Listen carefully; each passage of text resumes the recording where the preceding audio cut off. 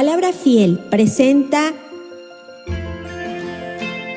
un despertar en la palabra.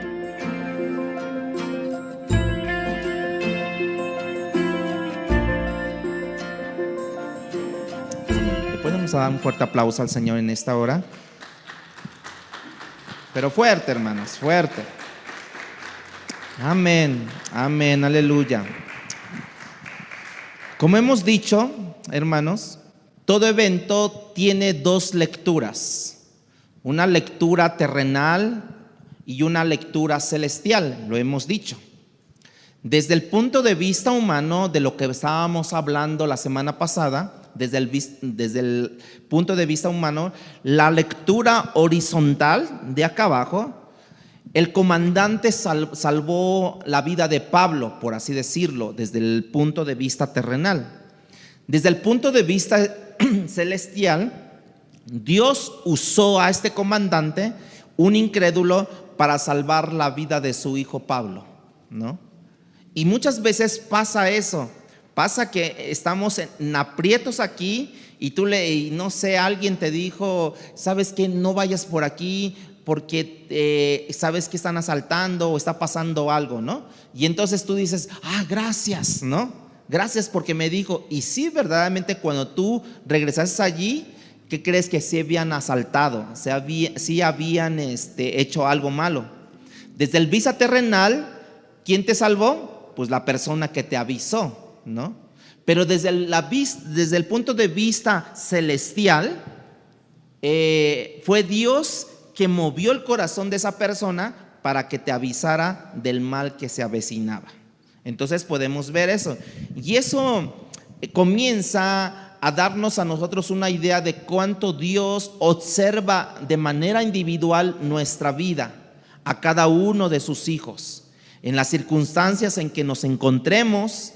Y de esa manera Dios es capaz de rescatarnos de las peores circunstancias, hermanos. Y es donde Pablo ahora se encuentra en este momento. ¿Se acuerdan que unos gritaban una cosa y otros gritaban otra cosa? Y retiran a Pablo del cuartel porque el comandante no entiende lo que estaba ocurriendo en ese momento. Entonces él dio orden que amarraran a Pablo, ¿sí? Lo estiraban como era una costumbre de allí, que ellos estiraban cuando les dije que iban a ser examinado Pablo. Entonces no se crean que nomás era sentado y a ver, vamos a hacerte un cuestionamiento, no, sino el examinarlo representaba que lo estiraban a él de una manera así atroz, ¿no? Hasta donde pudiera, de manos lo estiraban. Y entonces empezaban a examinarlo a él, o sea, a preguntarle a él. Y justo cuando ya estaban a punto, dice la palabra, de comenzar este proceso de estiramiento, ¿no? De calentamiento de los músculos que él tenía, de sus brazos, de sus bríceps, de todo lo que tenía, ¿no? Ya estaba amarrado ahí con las cadenas ahí. Pablo hace una pregunta, como que el que no quiere recibir ese tormento, ¿verdad? Como aquel que, espera, mira, podemos hacer algún trato. O sea, como que aquel que no quiere recibir ese tormento. Pablo pregunta, ¿es lícito golpear? ¿Es lícito azotar a un ciudadano romano? Sin haberle hecho juicio, dice Pablo. Y entonces el centurión, dice la Biblia, que se llenó de miedo. Pero tenemos que imaginarnos, ponernos en las sandalias de Pablo para poder entender algunas de las cosas el por cual él también lo dijo esto, ¿sí? En ese momento de tensión de Pablo, porque pues no es muy favorable que te estiren, que te azoten. Es más, ya te habían golpeado algunos, ¿no? Es más, ya estabas mal. En un momento de tensión, porque Pablo le acaban de rescatar de una multitud que estaba llena de ira, ¿no? Contra él, que gritaba, quítalo de la tierra. ¿Se acuerdan eso? Quítale de la tierra a este hombre, porque no es digno de vivir. No se debe permitir que viva, e incluso no se debe de permitir que se encarcele porque ahora nosotros vamos a pagar su comida de él en la cárcel, ¿no? No es digno de todo eso. Queremos que lo saquen del planeta Tierra, o sea, que se muera, ¿no?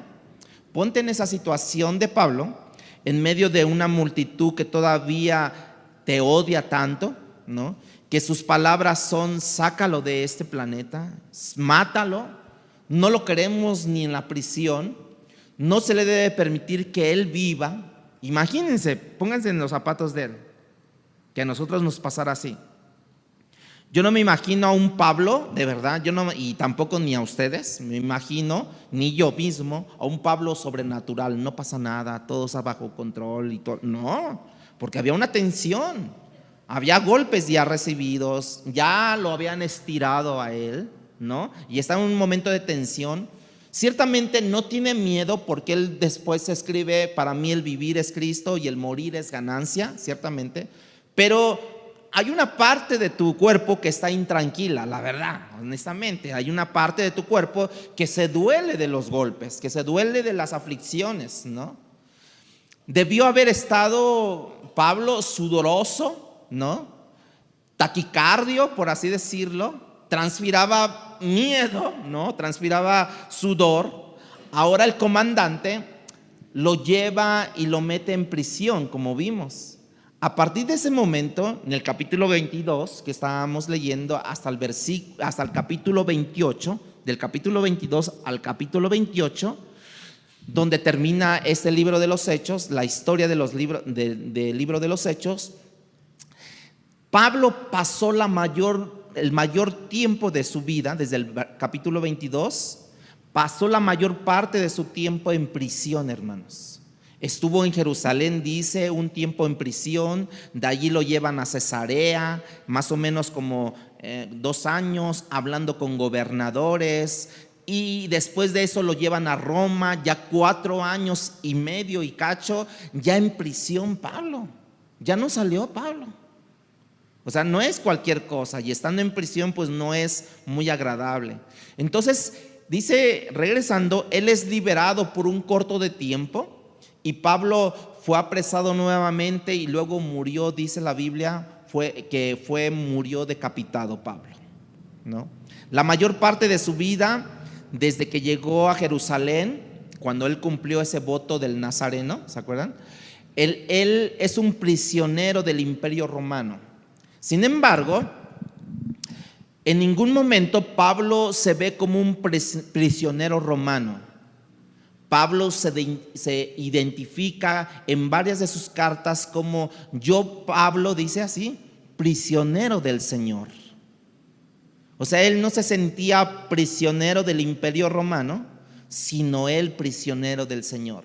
Pablo está consciente, de la A a la Z, por así decirlo, que si él está en la cárcel, no es por la fuerza del Imperio Romano, no es por la habilidad del Imperio Romano, no es por la crueldad del Imperio Romano, hermanos. Pablo está en la cárcel simple y llanamente porque el Dios de los cielos ha determinado que Pablo, por varias razones de propósito, esté en la cárcel, porque hay cosas que Dios tiene que hacer a través de este instrumento encarcelado, por así decirlo. Mientras la palabra de Dios afuera de la cárcel estaba fluyendo, estaba circulando normalmente, pero a él lo quería Dios en la cárcel. Y Dios intervino de esta manera en la vida de Pablo. Cada vez que yo o que ustedes se desenfocan o que yo me desenfoco, nosotros debíamos de recordar que en el cielo y en la tierra las cosas suceden, hermanos, cuando Dios dispone que sucedan. Aún si tiene que ver con los pajarillos que caen y mueren, no pueden llegar a caer, no pueden llegar a la tierra sin que su creador haya otorgado el permiso para que ellos caigan y mueran. Así de plano. Cada vez que nosotros nos enfrentemos a ciertas circunstancias, hermanos, tenemos que recordar que solamente Dios tiene el control. Cada vez que yo me desenfoco en la semana, o en las semanas, o en los meses, o en los años, tengo que recordar que todo tiene una lectura allá arriba en los cielos. ¿Usted se ha desenfocado, hermano? Sea sincero, ¿usted se ha desenfocado? ¿Y qué tiene que hacer? Como que enfocarse. A ver, Dios, a ver. Muchas veces decimos nosotros, no, a ver, siéntate tantito, tranquilo, a ver, respira, inhala, exhala. Ok, ¿ya? No, tranquilo, inhala, exhala. Y ya después, cuéntame los hechos, ¿verdad? Porque cuando vienen taquicardios, no te pueden ni hablar, no puedes hacer nada. Estás desenfocado. Tienes que enfocarte y ser una persona precisamente que tenga el dominio propio del Espíritu Santo, ¿no? A través del Espíritu Santo.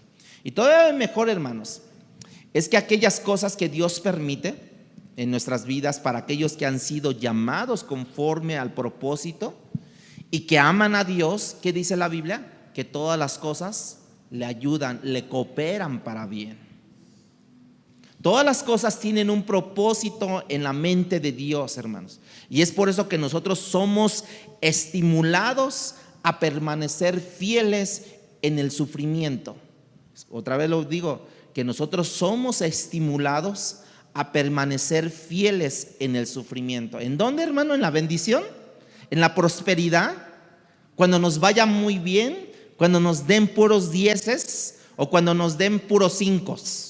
Dice que todas las cosas, tanto buenas como malas, cooperan para bien a los que aman a Dios.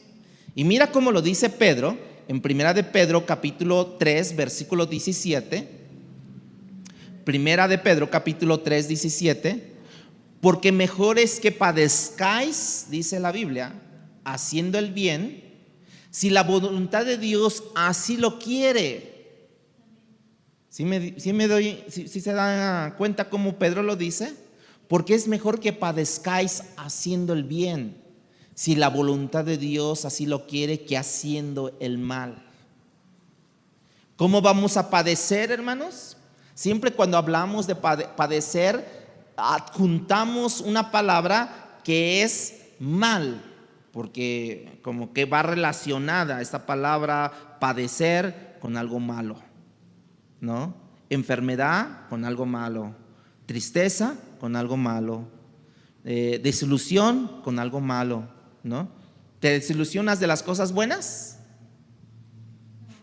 ¿Te pones triste cuando te llega el cheque de quincena? ¿Te pones angustiado cuando tus hijos te dicen, papá, mira, saqué un 10? ¿Te pones angustiado? No. Pero aquí dice Pedro, porque mejor es que padezcáis haciendo ¿qué? El bien, que haciendo el mal.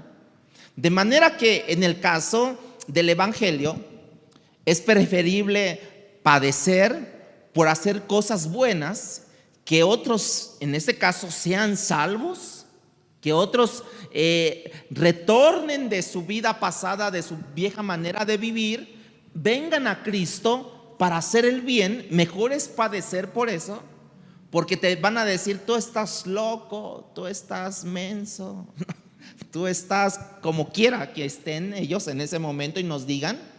Pero es mejor que te digan porque Cristo te ama y no porque tú consecuentes lo malo que ellos están haciendo.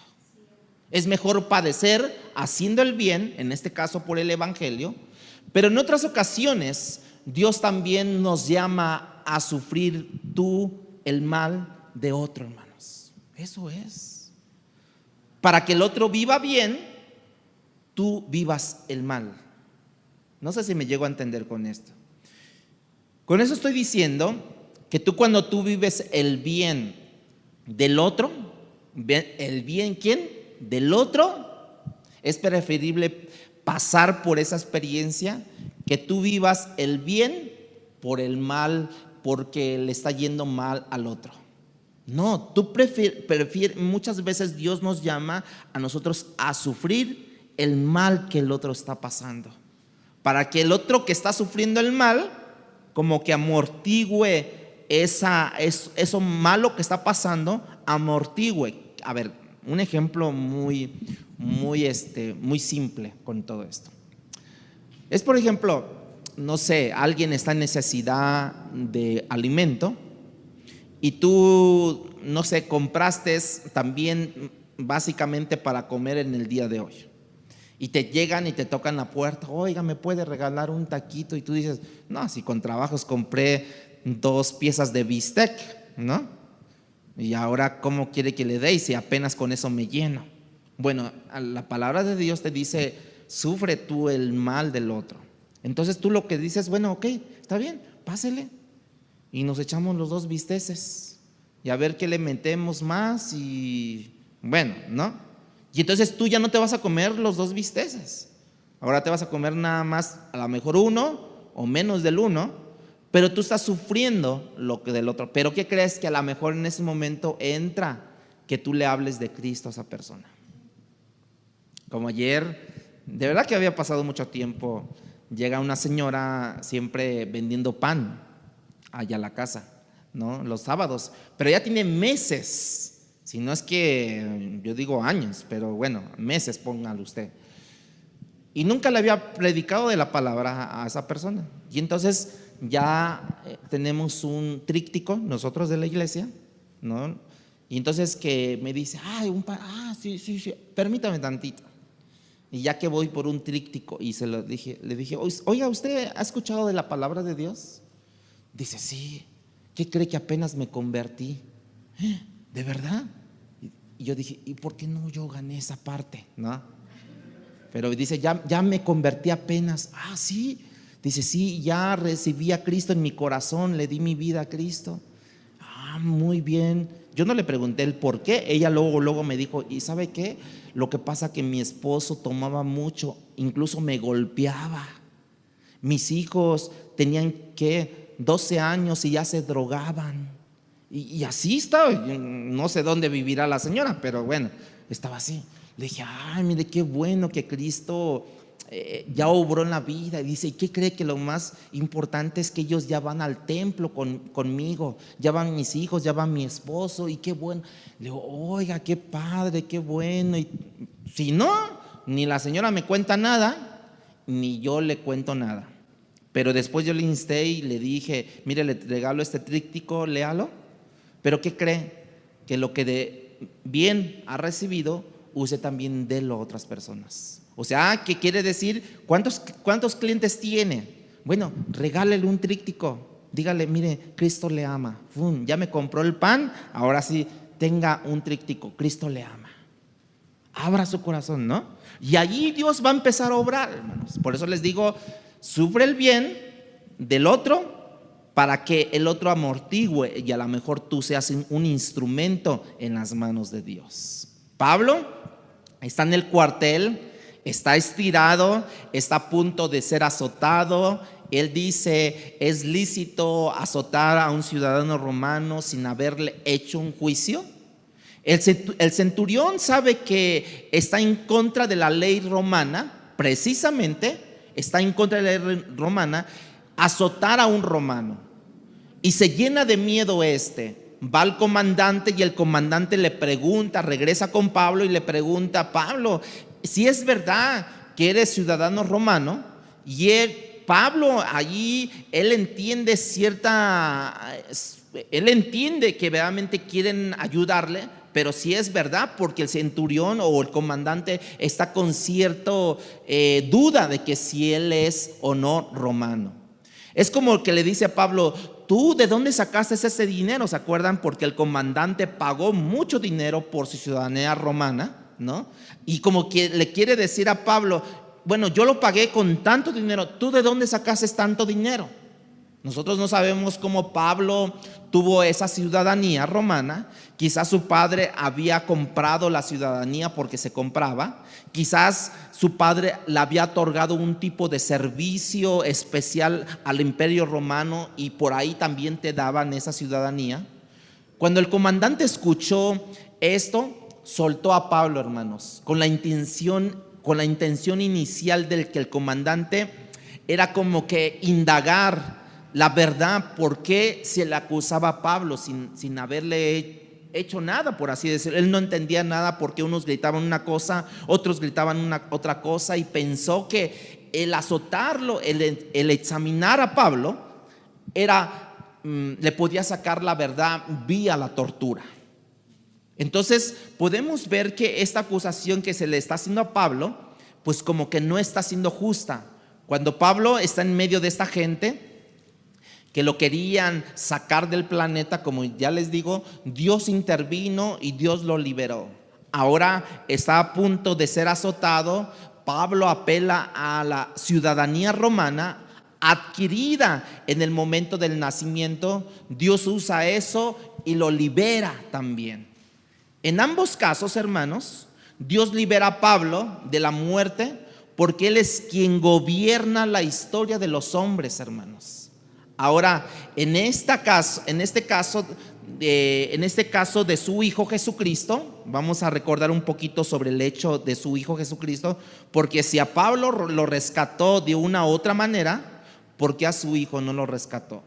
Dios no liberó a Jesucristo de la cruz y no lo hizo porque su Hijo vino con un propósito muy específico. ¿En qué? En dar su vida en rescate por muchos.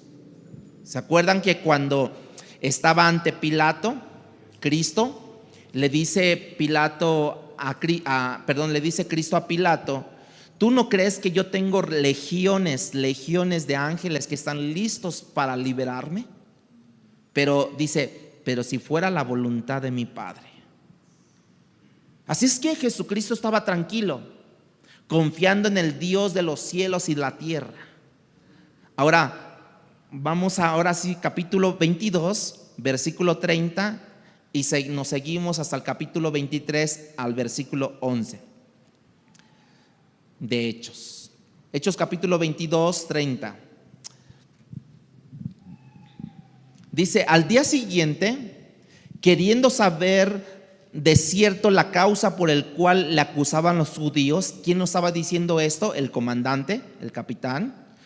Le soltó de las cadenas y ahora lo hace venir ante los principales sacerdotes, ¿no? Y a todo el concilio, que es el Sanedrín, y sacándolo a Pablo, le presentó ante ellos. Entonces Pablo, versículo 1 del 23, entonces Pablo, mirando fijamente al concilio, fíjense, mirando fijamente al Sanedrín, o sea, no tuvo miedo Pablo. O sea, él se paró y dijo: hay una gran audiencia aquí. Dijo: varones hermanos, ahí se dirige con respeto. Yo con toda buena conciencia, y ahorita vamos a explicar sobre este hecho, he vivido delante de Dios hasta el día de hoy. Y entonces dice: el sumo sacerdote Ananías ordenó entonces a los que estaban junto a él que le golpeasen, ¿qué? La boca. Se sintió ofendido Ananías de que dijera él: yo con toda buena conciencia he vivido delante de Dios. Como diciéndole a todo el mundo del Sanedrín: ustedes viven en mala conciencia porque quieren azotar, porque quieren juzgar, ¿no? Algo que Dios me está llamando a hacer. Y dice que le llegó un bofetón por ahí, ¿no? O sea, yo creo que el sumo sacerdote le dijo, no sé cómo le haya dicho, y ahí voltean y ¡paz!, ¿no? Ordenó entonces este sumo sacerdote que le golpeasen en la boca. Entonces Pablo le dijo, fíjense cómo es Pablo: Dios te golpeará a ti pared blanqueada, ¿no? ¿Estás tú sentado para juzgarme conforme a la ley y quebrantando la ley me mandas a golpear? Los que estaban ahí presentes dijeron: ¿al sumo sacerdote de Dios injurias? Pablo dijo: perdón, no lo sabía, hermanos, que era el sumo sacerdote, porque escrito está. Pablo apela a la ley judía, dice: no maldicerás a un príncipe de tu pueblo. Entonces Pablo, notando que una parte era de los saduceos y otra de los fariseos, alzó la voz en el concilio. O sea, Pablo, muy inteligente, ¿no? O sea, vio que había saduceos, había fariseos, y estos tenían allí, dentro del Sanedrín, tenían doctrinas diferentes. Pablo era fariseo, de fariseos, como él dice, ¿no? Y entonces dice que les habló Pablo, ¿no? Notando que había saduceos, ¿no? Y fariseos, alzó la voz en el concilio y les dijo: varones hermanos, yo soy fariseo, hijo de fariseo. Acerca de la esperanza y de la resurrección de los muertos se me juzga. Cuando dijo esto, ¿qué produjo allí? Disensión entre los fariseos y los saduceos, porque ellos tenían otras situaciones ahí doctrinales. Y la asamblea se dividió, dice allí. O sea, fue muy astuto Pablo, ¿verdad? Porque los saduceos dicen que no hay resurrección, ni ángel, ni espíritu. Pero los fariseos afirman estas cosas. Y hubo gran vocerío, y levantándose los escribas de la parte de los fariseos, contendían diciendo: ningún mal hallamos en este hombre, que si un espíritu le ha hablado, o un ángel, no nos resistamos a Dios. O sea, ya hasta tenía abogados Pablo ahí, ¿no? Se habían levantado ahí. Dice: y habiendo grande disensión, el capitán, el tribuno, teniendo temor de que Pablo, como él era romano también, tenía la ciudadanía romana, fuese despedazado por ellos. Fíjense al momento de eso. O sea, ya había una trifulca tremenda ahí. Mandó que bajasen los soldados y le arrebatasen de en medio de ellos. Fíjense, arrebatar. O sea, que ya lo tenían allí. Yo me imagino Pablo que sí, que caca, no sé, tantas cosas ahí. Arrebataban en medio de ellos y le llevasen a la fortaleza, o sea, al cuartel. A la noche siguiente, o sea, pasaron 24 horas más o menos, se dice, se entiende por la tradición judía. Se le presentó el Señor y le dijo, ¿qué le dijo, hermanos? Ten ánimo Pablo, pues como has testificado de mí en Jerusalén, así es necesario que testifiques también en Roma. Ten ánimo, Nacho. Ten ánimo. Ante las autoridades romanas, hermanos, inicialmente él apeló a la ciudadanía romana. Ante las autoridades judías, en el Sanedrín, él apeló a la conciencia perfecta, limpia que él tenía. ¿Sí se dan cuenta de esto? Pablo sabe que ciertamente que fue un perseguidor de la iglesia, pero es posible que lo viera de alguna de esas dos maneras que las voy a comentar. Una, por un lado, sí, yo perseguía la iglesia, pero cuando lo hice pensando que estaba sirviendo a Jehová, el Dios de los cielos, porque acuérdense que Pablo era un celoso de la palabra de Dios, de la ley del Pentateuco, ¿sí? Él era un celoso de eso.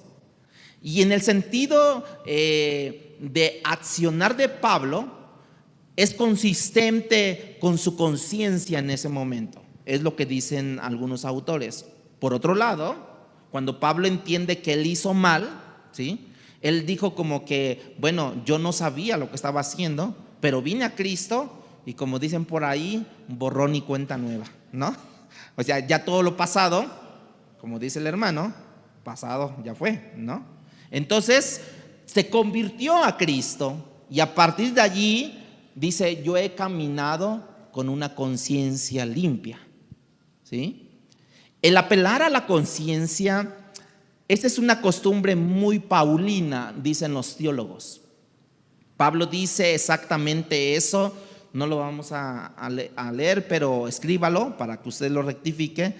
Pablo lo dice exactamente en Romanos 9:1, en 2 de Corintios 1:12, en 2 de Corintios 4:2, etcétera, ¿no?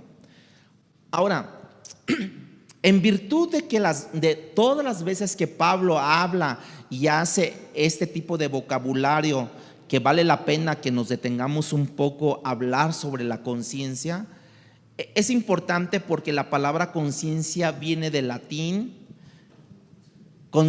conscientia es la palabra en latín y significa como estar apercibido del bien y del mal. Eso es lo que significa conciencia en el latín, estar apercibido del bien y del mal. Y la palabra griega para conciencia es syneidesis, que significa conocimiento. Pero este conocimiento es conectado con aquello que está moralmente con lo espiritual. Moralmente con lo espiritual.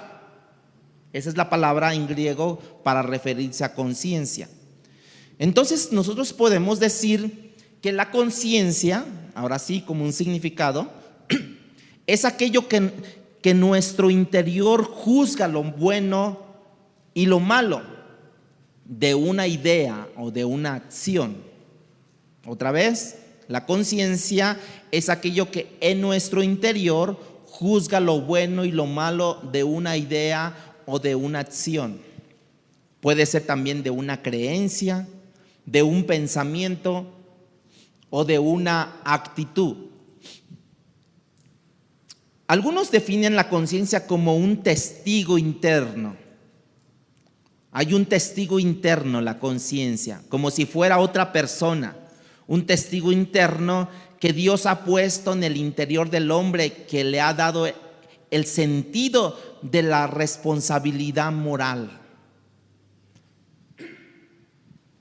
Cuando yo hago algo bueno o malo, diríamos así, ese testigo interno está allí hablándome, aprobando o desaprobando lo que yo estoy pensando o lo que yo estoy haciendo. ¿Le ha pasado a usted esto?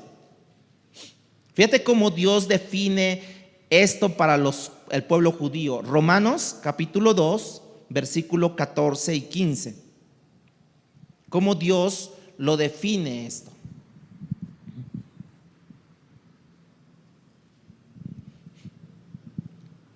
Dice Romanos capítulo 2, versículo 14 y 15. Porque cuando los gentiles no tenían ley, dice, hacen por naturaleza lo que es de la ley. Estos, aunque no tengan ley, son ley para sí mismos, mostrando la obra de la ley escrita en ¿dónde? En sus corazones, dando testimonio su conciencia, pero también dice, y acusándoles o defendiéndoles sus razonamientos. Es como aplica Dios a los judíos en cuestión de la conciencia. Es esa conciencia que Pablo habla, hermanos, que Dios ha puesto y que nos diferencia de los animales, porque los animales no tienen conciencia, porque los animales no son morales como nosotros.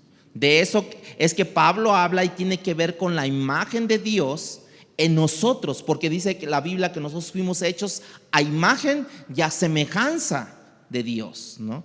Y que nos ayuda a caminar en la vida, hermano, juzgando las cosas que nosotros hacemos tanto bien como mal, ¿no?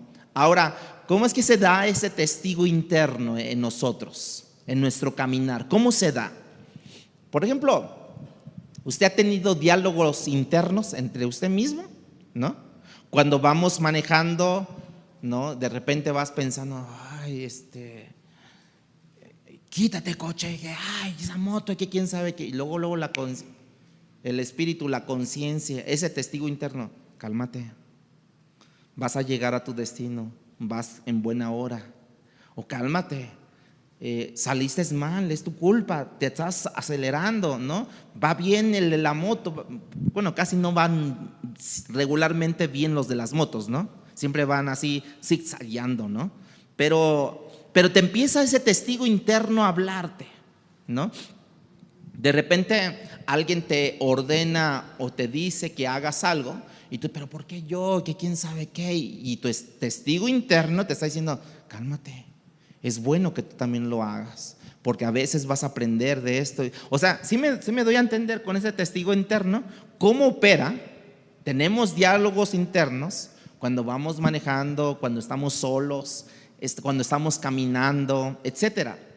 Cuando nosotros hemos tenido un diálogo con nosotros mismos, a veces nosotros mismos nos juzgamos por las palabras que dijimos, ¿no? Por ejemplo, yo dije algo y de repente voy caminando y me acuerdo de eso. Dije, sí es cierto, creo que le grité, creo que le dije una palabra ofensiva a esa persona, creo que me exalté. Y ahí está el testigo interno operando en nosotros. A veces ese testigo interno juzga nuestros pensamientos. Ay, ya. Y ya no quiero pensar eso, ¿no? ¿Les ha pasado? ¿O nada más a mí? Porque a mí sí me ha pasado, ¿no? Ese testigo interno te dice, no deberías de sentirte mal. Ahí está otro detalle. ¿Por qué? Porque muchas veces nosotros, ya sea que nos traten mal, o ya sea que nos buscamos ese mal y nos sentimos mal. Y el testigo interno te dice, no te sientas mal, ven a Cristo, ven a Dios. Él es el juez justo, Él es tu abogado si has cometido un error. Pero yo me busqué esto, pero ya ven que hay mucha gente que se quiere flagelar, ¿no? Que se quiere crucificar. Es que yo me lo busqué, yo me lo merezco. Bueno, entonces ya quédate allí crucificado. Ya si quieres aviento alcohol para que encienda esto, ¿no? Porque la gente muchas veces se siente así. Esos diálogos internos, hermanos, que nosotros estamos poniendo o que nosotros vamos hablando, no sé si la he pasado. ¿De qué hablas? No, yo me entiendo solo. ¿Se han visto esto? Bueno, mucha gente que piensa que estamos locos, ¿no? Pero no es que estamos locos, es que ese testigo interno, como si fuera otra persona con quien tú y yo conversamos, ¿no? Bueno, en los niños no se dice así de la conciencia interna, que ellos están hablando solitos, ¿se acuerdan? Si nosotros decimos, es que tiene su amiguito imaginario, porque están hablando solitos, están en su cuarto jugando con los carritos o las muñequitas, las niñas, y están, no, pero hazlo así, pero quién sabe qué. Y nosotros decimos, está con su amiguito imaginario.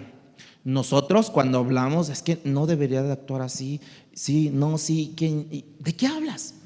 Yo me entiendo. Es que es ese punto interno de la conciencia que te hace reaccionar de lo bueno y de lo malo que tú has hecho. Eso es un mecanismo, hermanos, extraordinario que solamente los humanos disfrutan porque somos parte de la imagen de Dios, seas incrédulo o seas crédulo, seas creyente o no seas creyente. Todo el ser humano fue formado a imagen y a semejanza de Dios. Esa conciencia ha estado desde allí, desde el principio. Por ejemplo, en Génesis capítulo 7, versículo del 7 al 10, lo dice. En este contexto nos ayuda bien de lo que estamos hablando de la conciencia. Génesis 3, versículos 7 al 10.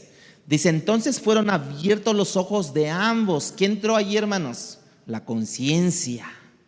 Y conocieron que estaban desnudos. ¿Cómo es que conocieron ellos que estaban desnudos? Por la conciencia, porque Dios les dijo a ellos, podéis tomar de todo fruto de la tierra, pero no el día que comieres del fruto de la ¿qué? De la ciencia del bien y del mal. Entonces tú entenderías esto. Conciencia, hermanos, ellos estaban ahí desnudos, conscientes. Entonces cosieron hojas de higuera y se hicieron delantales y oyeron la voz de Jehová Dios que se paseaba en el huerto, ¿no? Y el aire del día, y el hombre y su mujer se escondieron de la presencia de Jehová Dios entre los árboles del huerto. Mas Jehová llamó al hombre y le dijo, ¿dónde estás? Él respondió, oí tu voz en el huerto y tuve miedo porque estaba desnudo y me escondí. ¿Qué entró en ellos? La conciencia. ¿Cuánta gente había allí, hermanos? Solamente había Adán y Eva, ellos. Dios en el versículo 11 de ahí, de ese capítulo que estamos leyendo, dice: y Dios le dijo: ¿quién te enseñó que estabas desnudo, Adán? ¿Quién te enseñó? Y le dijo: ¿has comido del árbol del que yo te mandé que no comieses? Adán y Eva no tenían ningún otro compañero en el huerto, hermanos. Otro que ya había comido para enseñarles a ellos el bien y el mal. No. Pero eso es que Dios puso en nosotros, le dijo: estás desnudo ahora. ¿Qué puso en nosotros? Esa conciencia. Y es lo que te dice: estás desnudo ahora. Y cuando lo supieron ellos, ¿qué pasó? Se escondieron ellos. Por esa rebeldía, por esa desobediencia que le hicieron con Jesús, a Dios. Aún en el ámbito filosófico, ¿se acuerdan de Manuel Kant? Uno de los grandes escépticos de la historia, un filósofo en su tiempo. Él quería realmente negar la existencia de Dios. Fíjense cómo era. Él quería negar la existencia de Dios. Y escribió en un libro que se llama Crítica de la razón práctica, en el año 1788.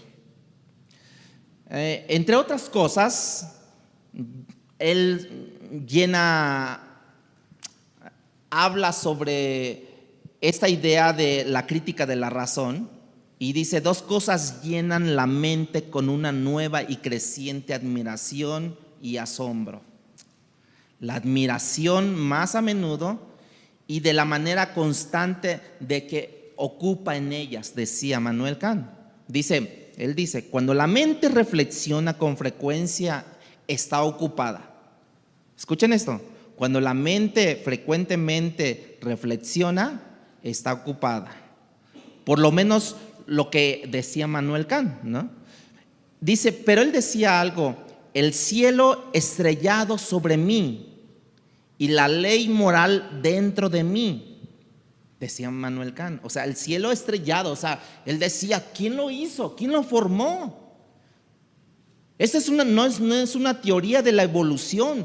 Hay algo que está allí. Él quería encontrar o negar la existencia de un Dios, pero había algo que ocupaba su mente, que le hacía reflexionar en su mente, ¿no? Decía él: el cielo estrellado sobre mí, o sea, el cielo, y la ley moral dentro de mí. ¿Qué era esa ley moral dentro de él? La conciencia.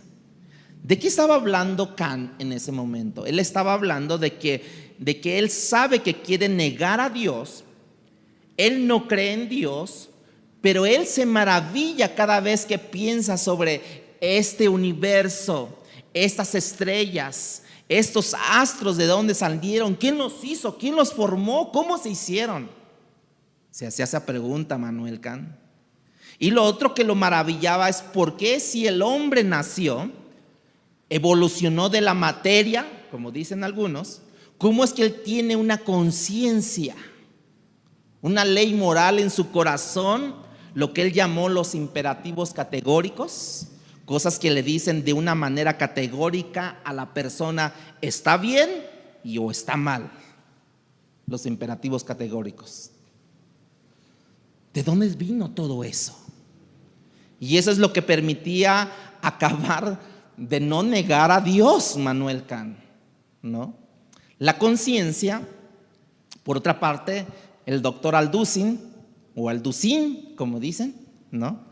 Dice: no puedes esperar que Dios sea la fuente de tu paz si el mundo es la fuente de tu satisfacción. Ahora, mi conciencia no es suficiente para saber el bien y el mal, hermanos. Mi conciencia. ¿Cómo lo sabemos? Porque yo soy un hombre caído. Somos caídos nosotros. Y la conciencia, hermanos, es limitada. La conciencia necesita ser informada por la palabra de Dios para poder discernir. Y ahí es donde entra el Espíritu Santo, donde te hace discernir entre el bien y el mal. Porque ¿cuántos afuera que están sin Cristo viven en una ley moral? Y tú dices, ¿por qué no robas, señora? No, porque eso es malo. Te dicen así. ¿Por qué no toma esto? No, porque no es mío. O sea, hay una ley moral, pero como esa ley es limitada, necesitamos, bueno, es una ley limitada porque nosotros somos hombres caídos, necesitamos el Espíritu de Dios para poder ahora discernir. Eso bueno no es tan bueno, porque el hombre rico le llegó a decir a maestro bueno, y que dijo Jesucristo al hombre rico, ¿por qué me llamas bueno? Si no hay nadie más que, ¿sí me entienden? La ley moral, que es lo que te permite, está limitada. Lo que te abre la apertura, lo que te quita la limitación, precisamente es el nacer de nuevo y que venga el Espíritu de Dios a tu vida y te haga discernir entre lo que es bueno y lo que es malo. Pero mi conciencia tiene que estar informada por la palabra de Dios. ¿Sí? ¿Capís? ¿Sí?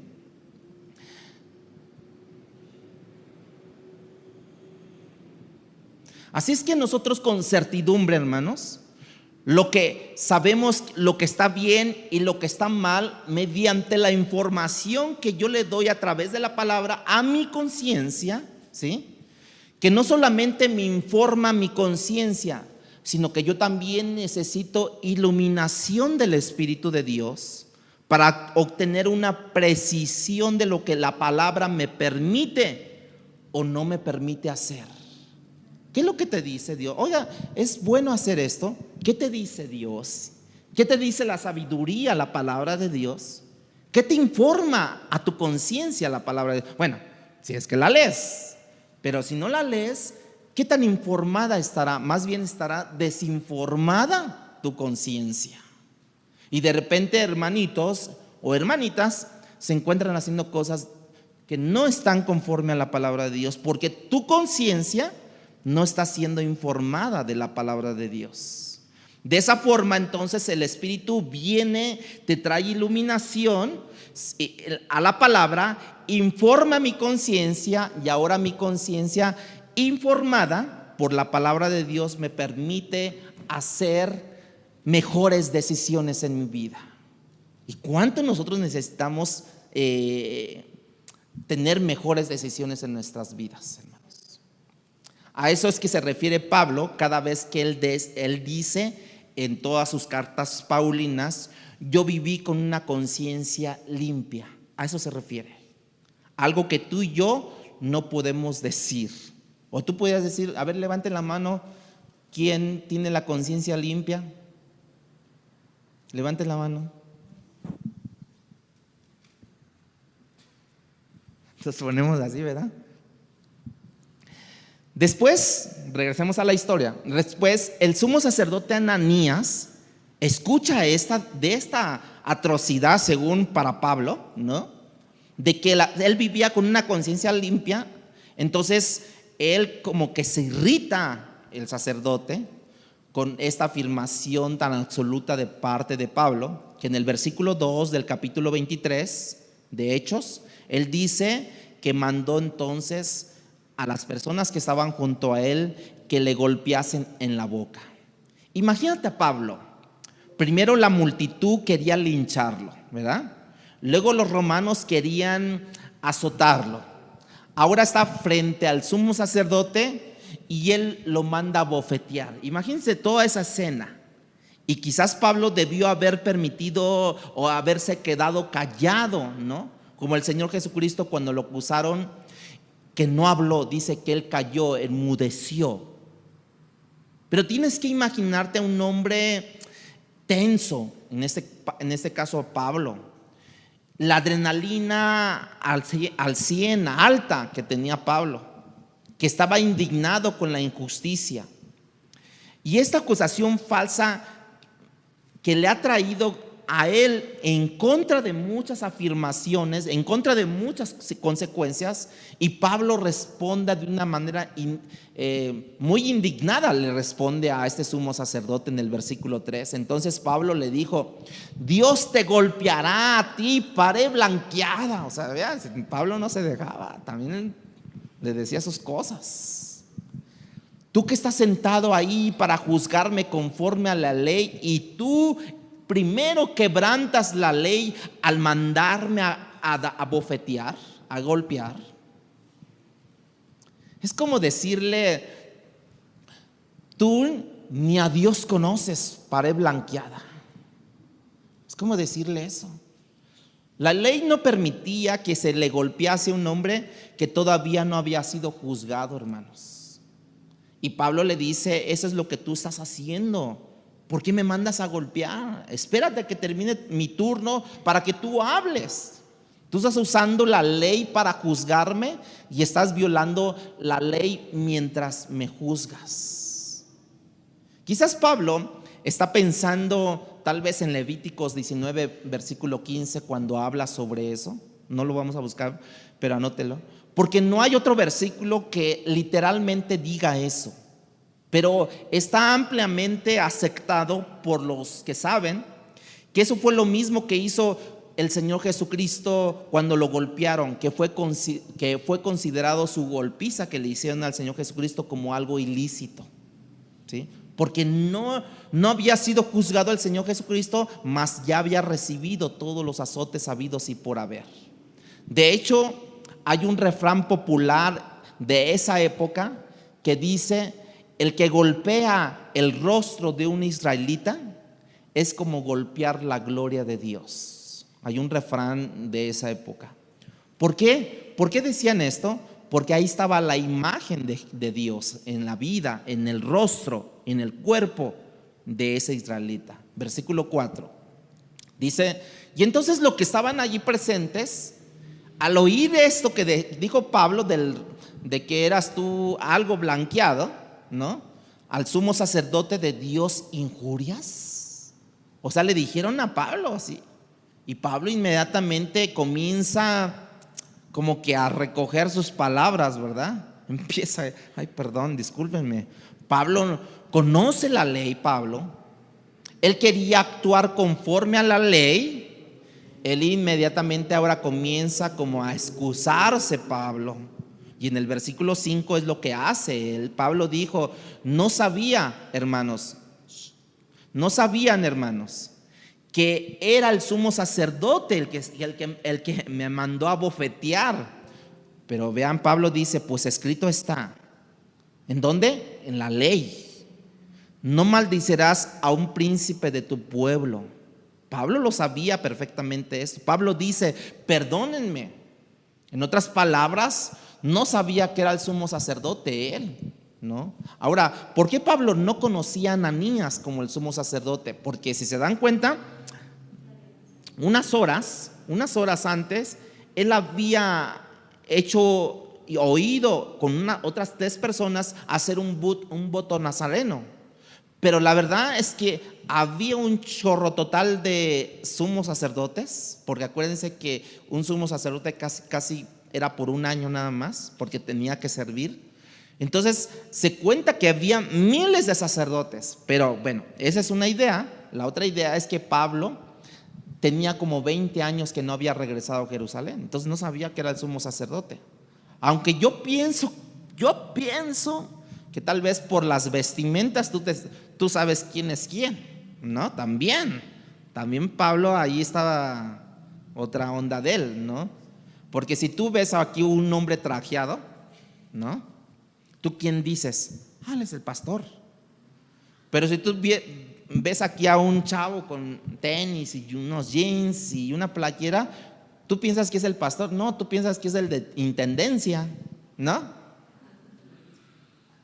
Digo, no se sientan ofendidos. Al que le cayó, le cayó. No, pero por las vestimentas te das cuenta quién es quién, ¿no? Regularmente. Y Pablo pues es una excusa que él pone, ¿no? Por otro lado, Algunos especulan que Pablo tenía problemas de visión, según lo dice en Gálatas capítulo 6, versículo 11, ¿no lo buscan? Donde él dice, con estas enormes letras les he escrito. Tal vez Pablo tenía ese problema de la visión cuando él estaba cerrando la epístola, por ejemplo, de los Gálatas, ¿no? Por eso es que él dice de otra manera, yo no me di cuenta quién eras, yo vi una multitud aquí, pero no sabía que tú eras el sumo sacerdote. Sorry, ¿no? Decimos, ¿no? Perdóname, ¿no? Pero pues ya se ganó unas bofeteadas, ¿no? Porque eso no fue cuestión de apelación la bofetada, ¿no? Entonces, imaginemos todo esto. Dios siempre ha protegido a las autoridades, quien sean, hermanos. Porque precisamente todos los del Sanedrín dijeron, o sea, ¿tú injurias al sumo sacerdote de esa manera? Dios siempre ha protegido. Por eso es que nosotros, hermanos, nosotros no debemos de hablar mal. No deben de hablar mal de sus líderes, de sus pastores, porque siempre Dios ha protegido. Ellos van a rendir cuentas un día, pero también ustedes van a rendir un día cuentas a Dios de lo malo que han injuriado a los pastores, a los líderes, a sus autoridades, por así decirlo. Hasta el punto que Romanos capítulo 13 se nos manda a someternos a las autoridades en turno. Aún en lo secular, hermano, también. Aún en lo secular, no que le falta este papel para llenar este requisito, pero ya vine 5 veces. No sé, Señor, pero le falta ese papel. Obedecer y ir por ese documento que hace falta, ¿no? Pablo nunca pensó en un golpe de estado, hermanos, porque ¿se acuerdan cuando él empezó a hablar? Hubo una trifulca allí peleándose entre los saduceos, los fariseos, todo el Sanedrín se puso ardiente allí, se pusieron de Troya las cosas allí. Él nunca intentó hacer un golpe de estado en el Imperio Romano, con los hijos de Israel, con el Sanedrín, con los líderes de Israel. No, ni los mártires tampoco, en este caso que fueron los apóstoles, nunca intentaron hacer un tipo de golpe de estado. ¿Por qué? Porque precisamente ellos entendían, no hablarás mal de una de las autoridades de tu pueblo. Nunca. Dios sabe que cuando no hay respeto a la autoridad, hermanos, en último caso, el que más sufre es el pueblo, hermanos. Muchos emperadores, o muchos jefes de gobierno, o muchos presidentes, o muchos ediles de estados, ¿no? Pues me la hicieron, pues no es quién me la hizo, sino quién me la pagó. Recortamos presupuesto. Y ahí todos los presupuestos son recortados. ¿A quién sufrió las consecuencias? El pueblo, ¿no? Pablo sabe que está enfrente del Sanedrín, precisamente opositor o enemigo a la creencia que él tenía en ese momento de la revelación que había recibido del Señor Jesucristo. Él sabe que no tiene chance de que lo puedan dejar libre.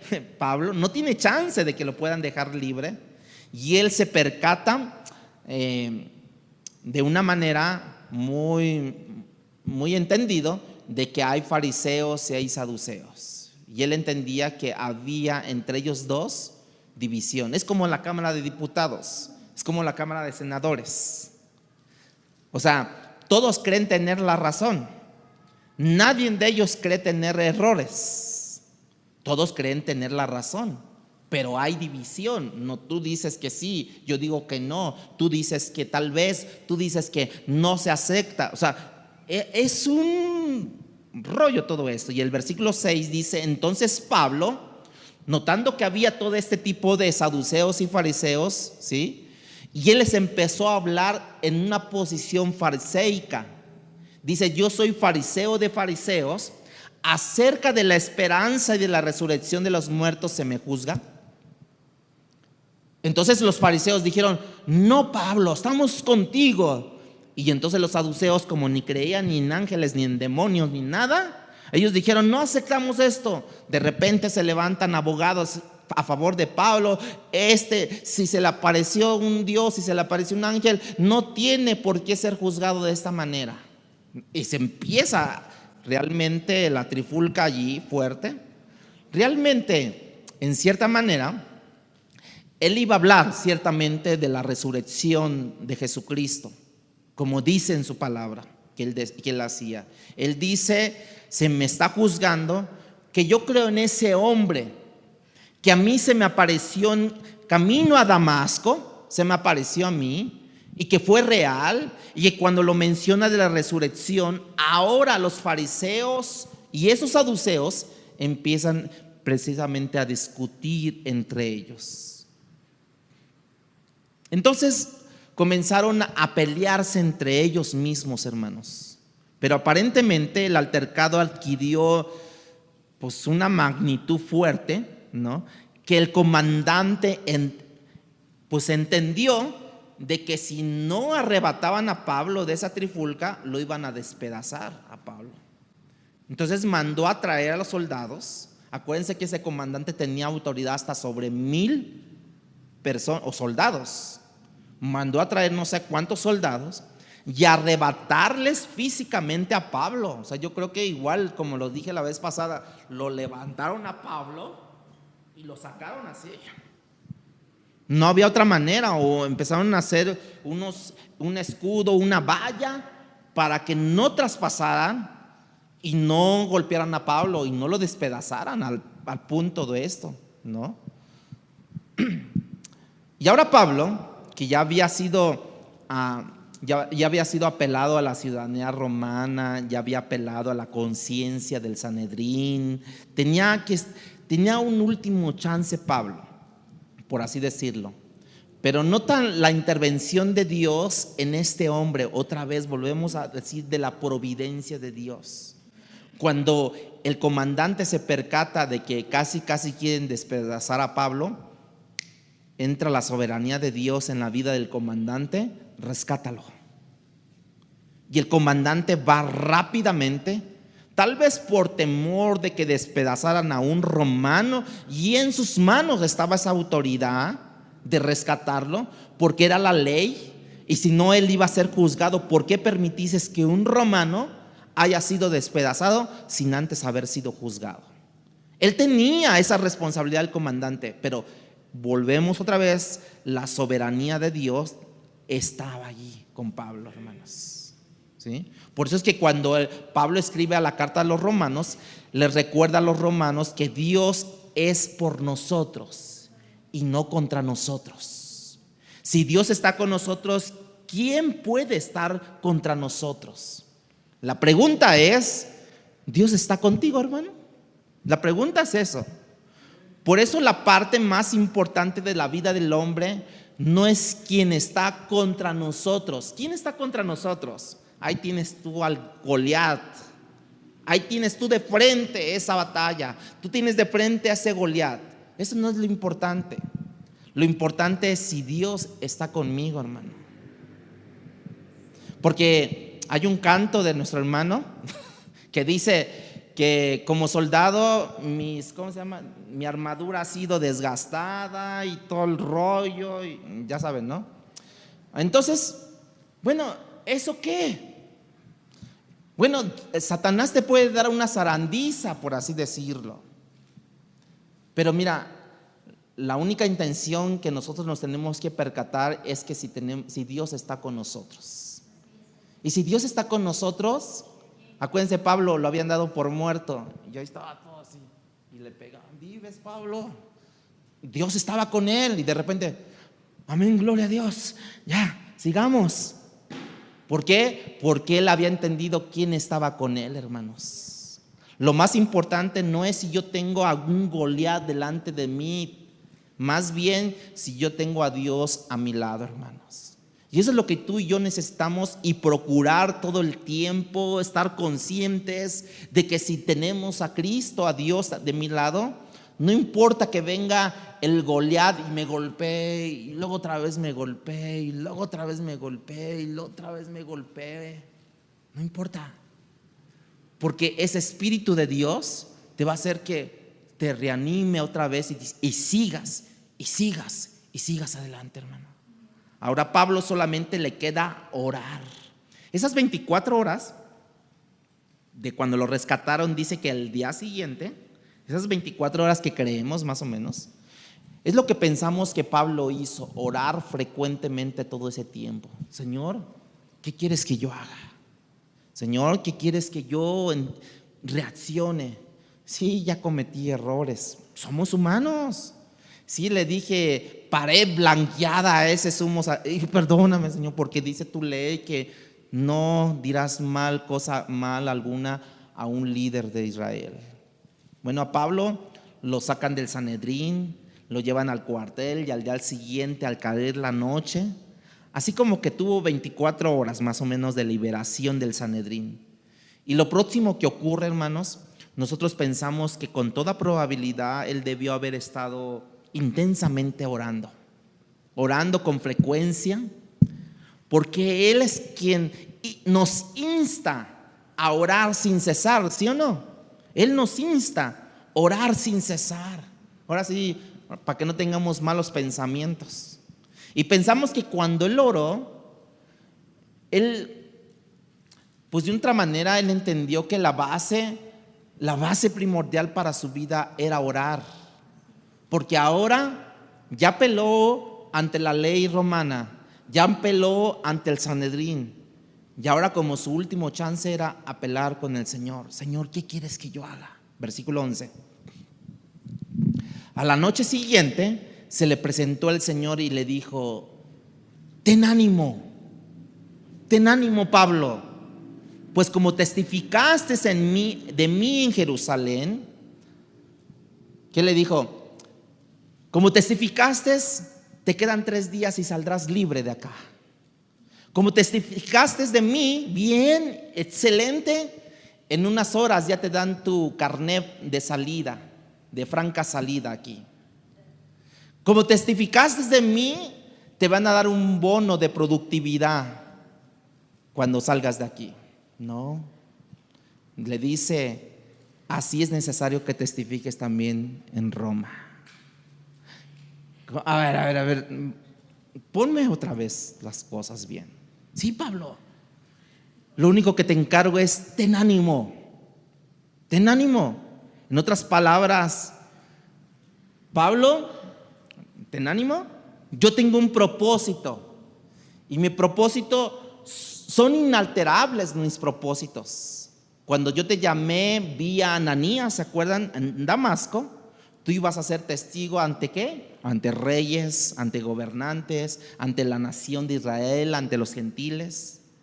Todavía queda gente por qué testificar.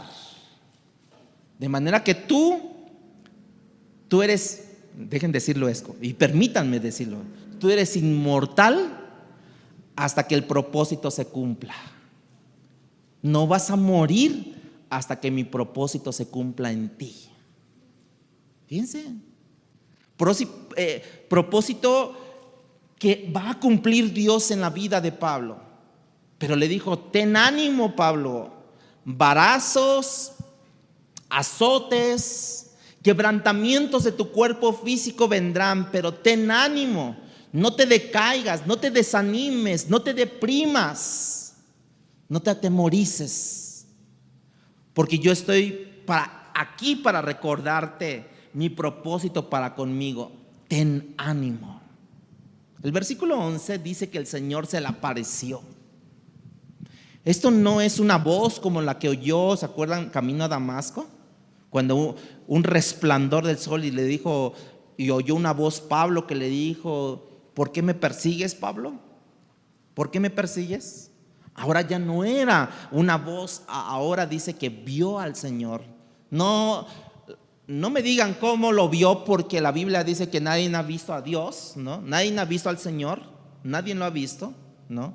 No sabemos si fue una visión que él tuvo, no sabemos, no fue un éxtasis como lo tuvo días anteriores, ¿no? No cuando entró al templo, no. Esa es una aparición personal del Cristo resucitado sobre la vida de Pablo, hermanos, en un momento crucial, difícil, después de años de sufrimiento. Ya Pablo tenía muchos años sufriendo, ¿no? Ya Pablo tuvo una visión, ya Pablo tuvo un sueño, ya Pablo tuvo un sufrimiento. Pablo ya había estado en todas las cárceles habidas y por haber de esa región. Eran los hoteles donde él se hospedaba. En cada ciudad que él iba lo metían a la cárcel. Hoy por hoy los predicadores piden hoteles de 5 estrellas. Bueno, Pablo llegaba 5 estrellas bajo cero. Hermano, lo metían ahora sí, con las mazmorras, ¿no? O sea, hermanos, lo tenían dicen ahí, con sapos, ¿no? No eran con sapos, ¿no? O sea, lo tenían encadenado a Pablo. Pablo necesita, bueno, ustedes véanlo así, hermanos, véanlo. Pablo necesitaba, sí o no, una aparición personal de la persona de Cristo para decirle con todo lo que él ya había pasado: ten ánimo, Pablo, ten ánimo. Dios le dice a Pablo y a ti y a mí, hermanos: tú tienes un propósito y nadie va a interrumpir ese propósito. Yo te llamé para que testificaras de mí como Salvador. Y hasta que no se cumpla nada, hasta que no se cumpla mi propósito, se te va a quitar de este lugar, se te va a quitar de este planeta Tierra. Literalmente lo que Dios le dice a Ananías, cuando Ananías no quería ir a ver a Pablo, cuando fue convertido, ¿no? El Señor le dijo: ve porque instrumento, le dijo a Ananías, ve por él porque instrumento me es escogido para llevar mi nombre en presencia de reyes, de gobernantes, de los gentiles, de los hijos de Israel. Porque yo le mostraré, fíjense, ahí estaba consciente Pablo de algo: yo le mostraré cuánto le es necesario padecer. ¿Por qué? Por mi nombre. Imagínate cuando tú llegases a Cristo, ¿no? Charlie, bueno, bienvenido al reino de los cielos, ¿no? Ahora tú eres mi hijo, te dice Dios: yo soy tu padre, un buen padre. De aquí en adelante te voy a mostrar cuánto debes de sufrir por mi nombre. Y tú que le dices: olvídalo, Dios, olvídalo, no quiero sufrir. Pablo ya sabía, Pablo estaba consciente del propósito. Uno de los propósitos, lógicamente, era sufrir, pero otro de los propósitos era llevar el evangelio. Y para hacer el llamado de Dios implica muchas veces sufrir por la causa de Cristo, hermanos. Implica testificar ante hombres y mujeres que tú probablemente nunca hubieras pensado que valía la pena predicarles a ellos. Ves a una persona indigente, ¿no? Y tú dices: no, creo que no vale la pena. Creo que predicarle allí huele mal. Creo que quién sabe qué. No, hermanos. El llamado de Dios no hace acepción de personas. Si hay que arremangarte, si hay que quitarte algo, desprenderte de algo, hazlo para bendecir a otra persona. Como lo están diciendo de las mujeres, ¿conoces a alguien que quieras bendecir? Fíjate, ¿cómo es? Que quieras bendecir. Bueno, invítala a la reunión de mujeres. Pablo estaba consciente del valor del evangelio. Por eso él dice cuando escribe a los romanos: porque no me avergüenzo del evangelio. ¿Por qué qué? Porque es poder de Dios para salvación a todo aquel que cree, al judío primeramente y también al griego, o sea, los gentiles.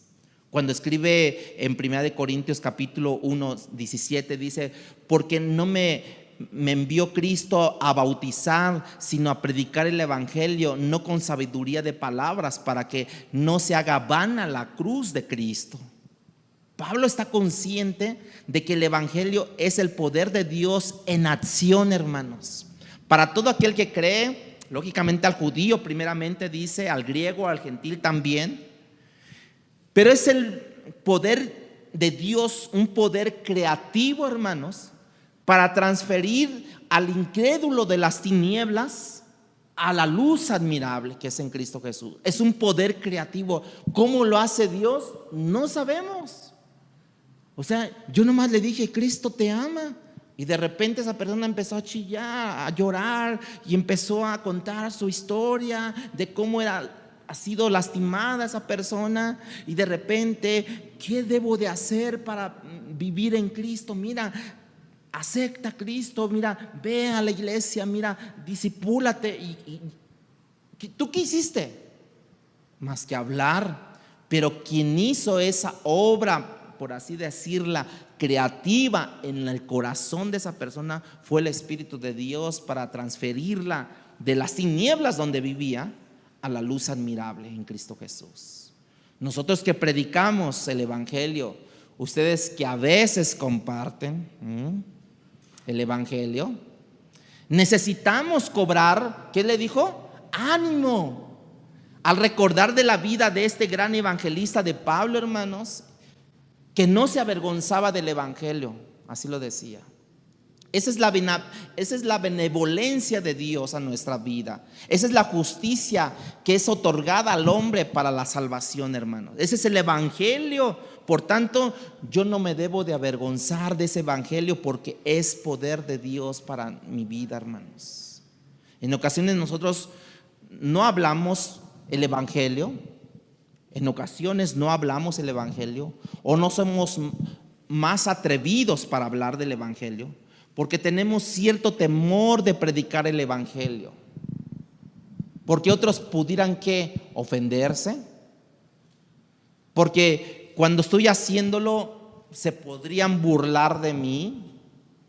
No somos atrevidos en hablar el Evangelio, hermanos. No, necesitamos ese ánimo que le dijo Jesucristo a Pablo. Pablo, ten ánimo. Necesitamos eso, hermanos, no avergonzarnos del Evangelio. Cada vez que un creyente no se atreve a testificar en público o a hablar el mensaje de Cristo públicamente, él se está avergonzando del Evangelio. Se está avergonzando. Cada vez que alguien no se atreve a hablar de Cristo en un lugar de su trabajo, allí al lado de su escritorio o en su área donde está trabajando, se está avergonzando del Evangelio.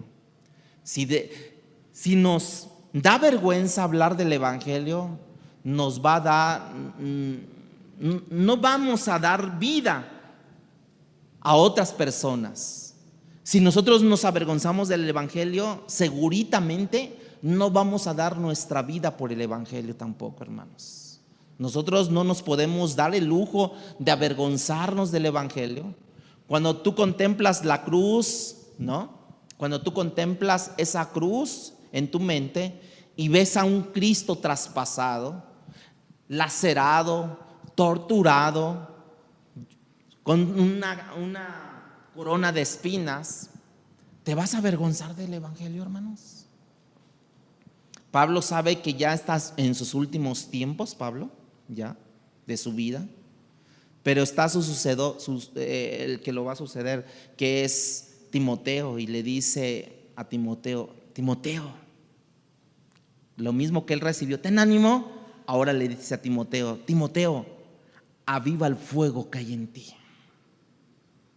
Cuando puse mis manos sobre tu cabeza, cuando puse allí, aviva el fuego. No te avergüenzas del Evangelio. Por eso le dice, por tanto, no te avergüences de dar testimonio de nuestro Señor, ni de mí, preso suyo. ¿De quién? ¿De los romanos? No. Preso soy del Señor, sino participa de las aflicciones por el Evangelio según el poder de Dios. Timoteo, ¿sabes? Porque yo no me avergüenzo. Yo tengo muy claro en quién yo he creído. Si tú no te avergüenzas del Evangelio, entonces habrás creído en ese mismo Dios. Si tú te avergüenzas, has creído en otro Dios que no es el mismo. Hermano, Pablo ya estaba en sus últimos, por eso le digo que de aquí en adelante Pablo ya está en la cárcel, ya no va a dar vuelta para atrás. Ya se le apareció el Señor y le dijo: Pablo, ten ánimo, así como testificaste en Jerusalén acerca de mí, así testificarás en Roma acerca de mí. El evangelio, hermanos, el evangelio, ¿qué creen? Se disfruta. Piensa en una fruta que te guste bastante y que cada vez que tú la pruebas, la disfrutas. Bueno, el evangelio se disfruta, hermanos. El evangelio se vive. Pero también el evangelio se proclama al mundo. Se proclama. De manera que su preocupación de Pablo no consistía en dónde voy a predicar, en qué comodidades voy a estar para predicar, en qué plataformas, en qué audiencias yo voy a estar. No era su preocupación de Pablo. No era quién era incluso el opositor, sino si Dios estaba a su lado. ¿Por qué? Porque donde quiera que Dios le llevara, a cada prisión que él estuviera, él iba a predicar la palabra con denuedo. Él iba a predicar la palabra, viviendo la palabra, demostrando la palabra, disfrutando la palabra, pero también proclamando la palabra, hermanos. ¿Qué te puede hacer el hombre? Respuesta: nada que Dios no haya dispuesto, hermanos. ¿Quién se podrá burlar de ti? ¿Qué tanto injurias te dirán de ti cuando tú prediques su palabra? Nada que Dios no haya dispuesto que te digan. Loco, fanático, tonto. No hay nada, hermanos, que Dios no haya dispuesto con un buen propósito, o con un buen propósito al final. Porque para aquellos que son llamados conforme a su propósito y que aman a Dios, dice la Biblia que todas las cosas, tanto buenas como malas, les ayudan a ellos. ¿Puedes creer en la bondad de Dios? ¿Puedes creer en la bondad de Dios? Descansa en Dios. Estar quieto y saber quién es Dios, hermanos. Confía en los planes de Dios.